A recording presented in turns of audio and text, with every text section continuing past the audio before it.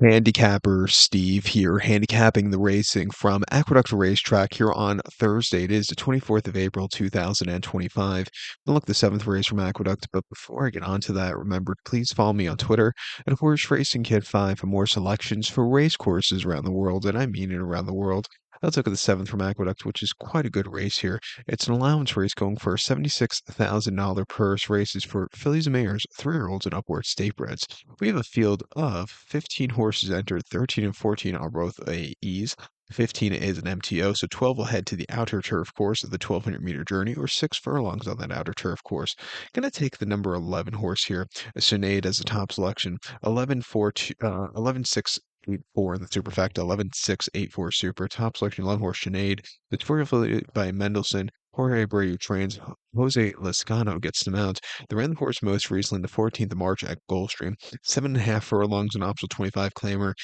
This horse just doesn't want to go 2 turns. Finished eighth by 7 lengths. It was a 7.5 furlongs. You might think of a long eight sprint. Gulfstream, it's a 2-turn mile in the 16th race with the run-up, if you calculate that into it. He just wasn't very comfortable going to the first turn, was bumped around on the inside, and it just wasn't a to win. I think coming back to Statebreds, back to New York, that's where the horse wants to run. She ran 2 back 5 furlongs sprinting on the Gulfstream turf course in the ladies' turf sprint. She finished fifth by 1 3/4 lengths that day, and again, a bit of a bumpy trip early on. Was very, very wide late. She gained ground. I don't think it was a half bad race in the feet. The turf course plays towards front end speed, but she ran her heart out that day. And then her only win on this turf course late October, 6 furlongs in a state bred main special weight, won by a nose, closing up from mid pack. She got there in nick of time, a very, very good run.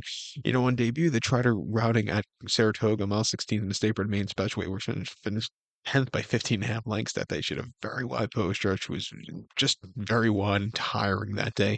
But I think since then she's really improved a lot. If she shows up like she showed up in the turf sprint, she can do a lot of wonders here today. I'm going to give her a shot on the ticket. I'm going to give a shot to the first-time turfer here, the 6-horse Miss American Pie for Christoph and Dylan. Was 1 or 2 back going 7/8 in the state bred main special weight. Won by 1 1/4 lengths coming from mid-pack. I thought it was a very good race. Came back to run against optional 80 horses here for state breds going 6.5 in March, where he finished fifth by 10 lengths, and he just was wide, never really getting into it. Coming here first-time turf. 14% for Christoph. I'm gonna give this horse shot on the ticket here. I think she can handle the turf give.